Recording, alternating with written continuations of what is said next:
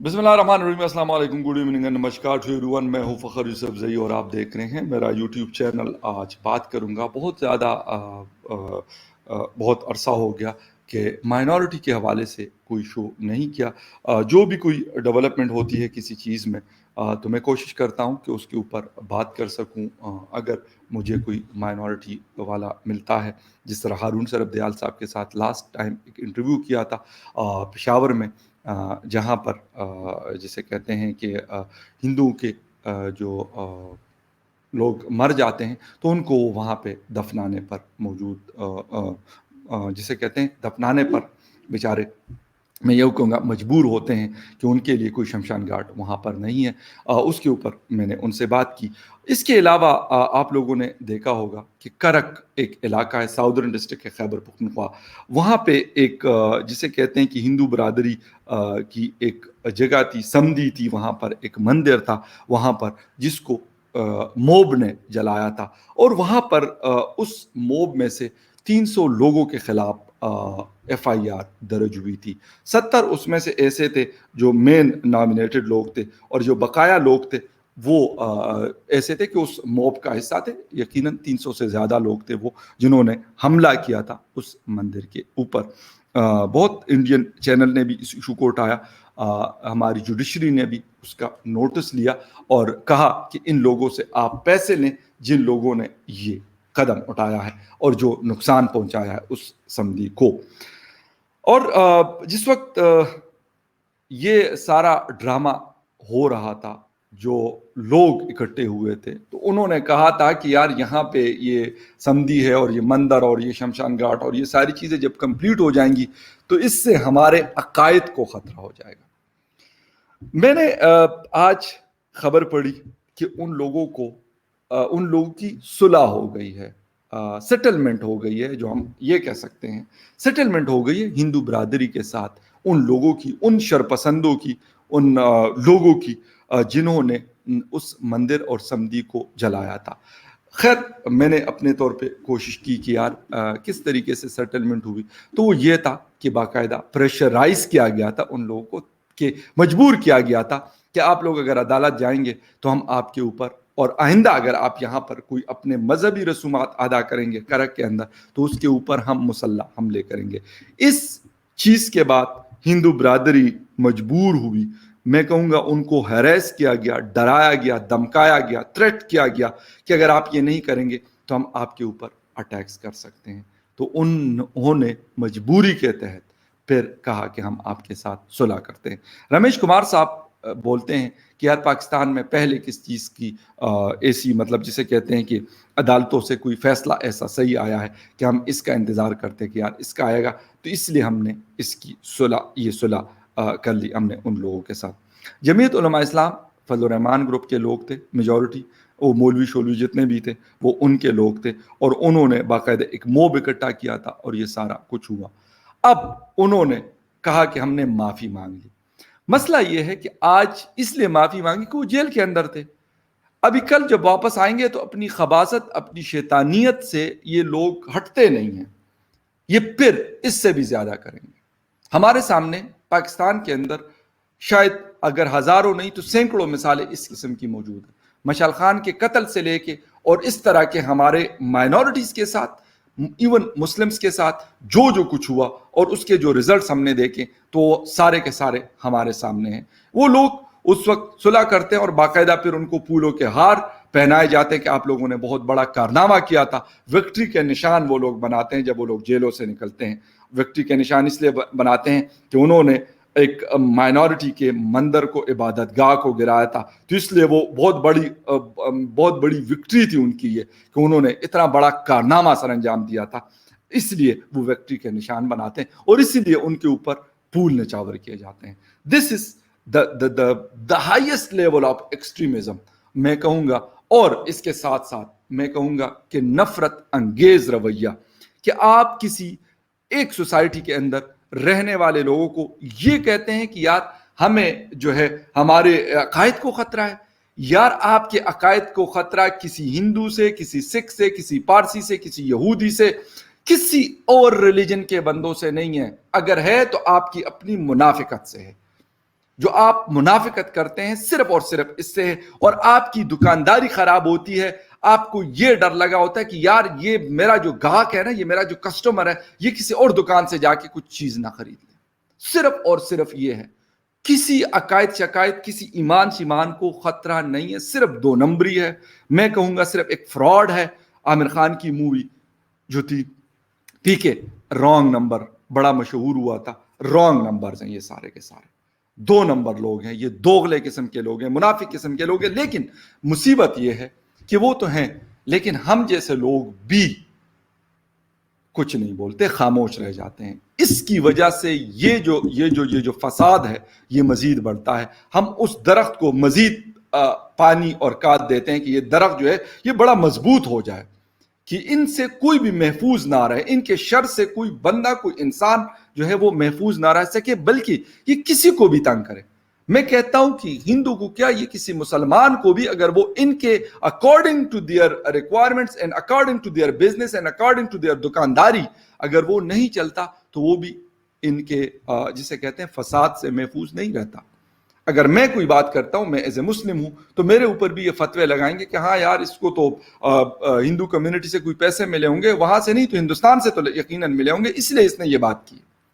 ورنہ یہ بات ہی کیوں کرتا کہ یار مندر وہاں پہ ہے یا بننا ہے. وہ پتہ نہیں کب کا ہے، اب کا نہیں ہے، جب پاکستان تھا بھی نہیں تو اس وقت کا ہے. لیکن آج یہ شرپسند لوگ، یہ ایکسٹریمسٹ جو ہے، یہ پھر ایک دفعہ پھر حکومت بھی سپورٹ کر رہی ہے ان کو کہ یار یہ انہوں نے لیٹر لکھا لوکل جوڈیشری کو کہ بھائی ان کا جو سیٹلمنٹ ہے وہ ہندو برادری کے ساتھ ہو گئی ہے، تو اس لیے ان کے اوپر جو آپ نے TTA لگایا تھا، ٹیررسٹ ایکٹیویٹی جو ایکٹ ہوتا ہے، یعنی ٹیررزم کا ایکٹ تھا، وہ لگایا گیا تھا، آپ اس کو ہٹا دیں اور ان کو باعزت بری کر دیں. جب تک ہم ان چیزوں سے نہیں نکلیں گے، میرا نہیں خیال کہ ہم آگے کی طرف موو کر سکتے ہیں، یا ہمارا معاشرہ ایک وہ معاشرہ بن سکتا ہے جس کو ایک صحیح معنوں میں انسانوں کا معاشرہ آپ کہہ سکتے ہیں وہ بن جائے. کبھی نہیں بنے گا. اس کی وجہ یہ ہے کہ ہم اسی طریقے کی 2 نمبریوں کے ساتھ ہم کڑے ہوتے ہیں. آج میں نے کسی سے اس کے بارے میں بات کرتے نہیں سنا. افسوس ہے مجھے اس چیز کا کہ کیوں سیٹلمنٹ، کیوں انہوں نے جب جلایا تھا تو اس وقت سیٹلمنٹ، اس وقت کیوں انہوں نے سیٹلمنٹ نہیں کی ہندو برادری سے بات. اول تو ان کو کوئی حق نہیں پہنچتا کہ یار وہ کسی کے مندر اور کسی کے گردوارے کو کہیں کہ یار اس سے ہمارے عقائد کو خطرہ ہے اور اس سے ہماری پتہ نہیں کس XYZ کو خطرہ ہے. اس وقت کیوں نہیں بات کی اگر ان کو یہ لگتا ہے. لیکن جب ان کو جسے کہتے تکلیف تھوڑی سی ہوئی، 5-6 مہینے انہوں نے جیل میں گزارے، تو اس کے بعد ان کو یاد آیا کہ یار سیٹلمنٹ کر لیتے، یہ تو ہمارے بھائی ہیں، دوست ہیں، ہمارے پڑوسی ہیں، ان کے ساتھ ہم سیٹلمنٹ کر لیں گے. لیکن سیٹلمنٹ میں آپ کو بتا رہا ہوں کہ وہ بائی پریشر کی گئی ہے. ہندو برادری نے جو اصل وہاں کے اسٹیک ہولڈرز ہیں انہوں نے نہیں کی، لیکن ان کو پریشرائز کیا گیا، ان کو ڈرایا گیا، ان کو دھمکایا گیا. اس کے بعد ان کی سیٹلمنٹ کروائی گئی. اور میں اس کے لیے جتنے بھی ہیومن رائٹس کی باڈیز ہیں، پاکستان کے اندر ہو یا پاکستان سے باہر ہو، یونائٹڈ نیشن کے لوگ ہوں، یقیناً ان کو اس چیز کی اطلاع ہوگی، پتہ ہوگا.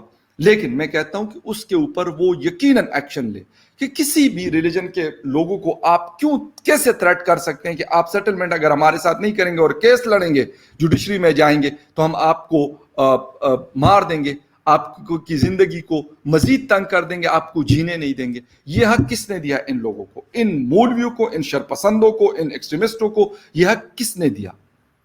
اگر ہماری حکومت آج یہ سیٹلمنٹ نہ کرواتی تو میرے خیال میں یہ مسئلہ کبھی آئندہ کے لیے لوگ سوچتے کہ ہاں یار وہ فلاں جو مسٹر مولوی تھا تو اس کے ساتھ یہ والی چیز ہو گئی تھی، اس کو ڈنڈا دے دیا گیا تھا تو وہ انسان کا بچہ بن گیا تھا. اس کے بعد ایسا کوئی نہیں کرے گا.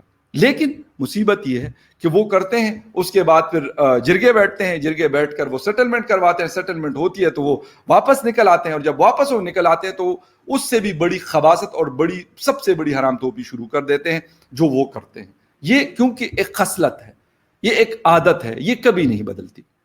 اور جب یہ بدلے گی نہیں، یہ بدلے گی تب جب آپ ان کے ساتھ وہ والا رویہ کریں گے جو انہوں نے اس دن کیا تھا. नारे तकबीर अल्लाह अकबर के नारे लगा के उस मंदिर के ऊपर ये चढ़े हुए थे और पता नहीं कौन सा कारनामा कर रहे थे कि यार उसको एक बिल्डिंग को तोड़ के इनको कोई बहुत बड़ा जिसे जिसे कहते हैं कि मार का इन लोगों ने सर कर लिया, क्योंकि और कोई काम इन लोगों को आता नहीं है। अगर कोई और काम आता तो मेरे ख्याल में मैं कभी मुझे ये फील नहीं हुआ कि यार अगर मेरे दीवार के साथ चर्च लगा हुआ है तो उससे मेरे को कोई खतरा है। मुझे क्या खतरा हो सकता है? मुझे कोई फर्क नहीं पड़ता कि यार मेरी दीवार के साथ चर्च की दीवार लगी हो, मेरे दीवार के साथ मंदिर की दीवार लगी हो, या मेरे दीवार के साथ किसी गुरुद्वारे की या किसी और की रिलीजन की इबादतगाह की दीवार लगी हो। मुझे क्या हो सकता है उससे? कोई फर्क नहीं पड़ता। लेकिन मैंने कहा, जिस तरीके से मैंने कहा कि इनका कारोबार, इनका बिजनेस यही है कि अवाम को ये वाला चूरन अगर आप नहीं बेचोगे, आप कैसे इकट्ठे करेंगे?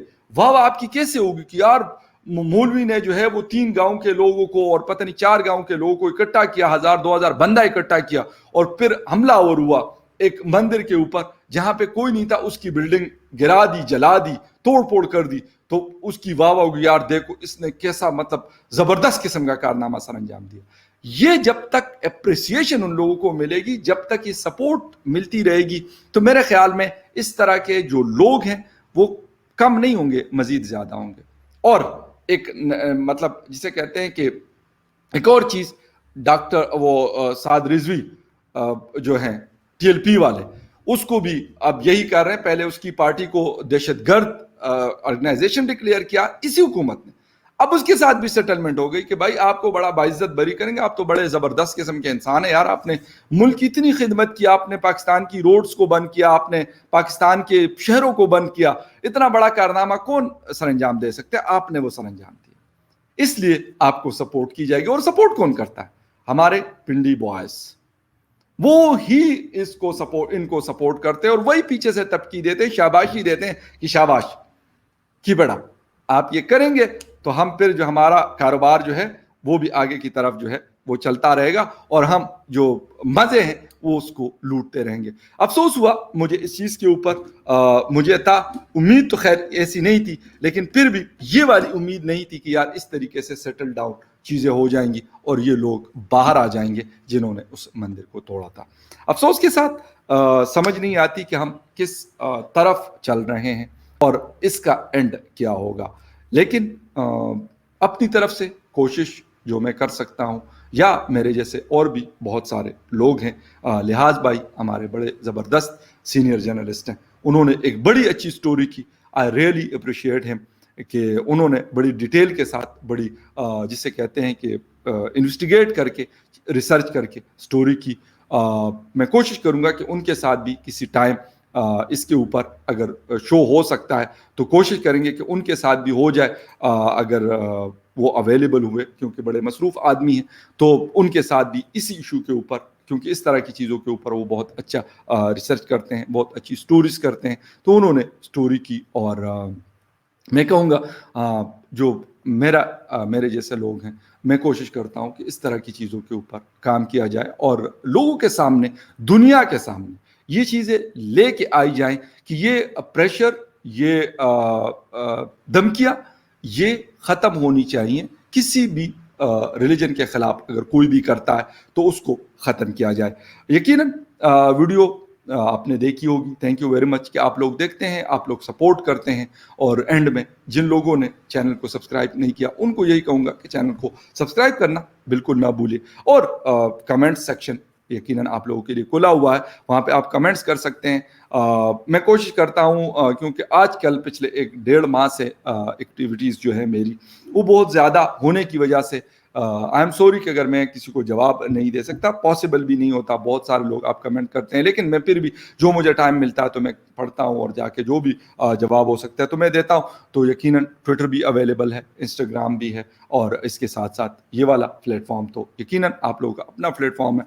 जो आप बात करते हैं, एग्री करते हैं मुझसे, डिसएग्री करते हैं, वो आपका एक राइट है, आप करते रहते हो बातें, सारी किस्म की बातें कमेंट सेक्शन में। कभी कभार जब मुझे टाइम मिलता है मैं पढ़ता हूँ तो हर किस्म की बातें होती है, कोई क्या कह रहा होता है, कोई क्या कह रहा होता है, मुझे बातों पे हंसी भी आती है और कुछ चीज़ें ऐसी भी होती है जो जिससे मुझे लर्न करने का मौका मिलता है। तो यकीनन आप लोगों की ये सपोर्ट जारी रहेगी। किसी और वीडियो में आपके साथ फिर मुलाकात होती है।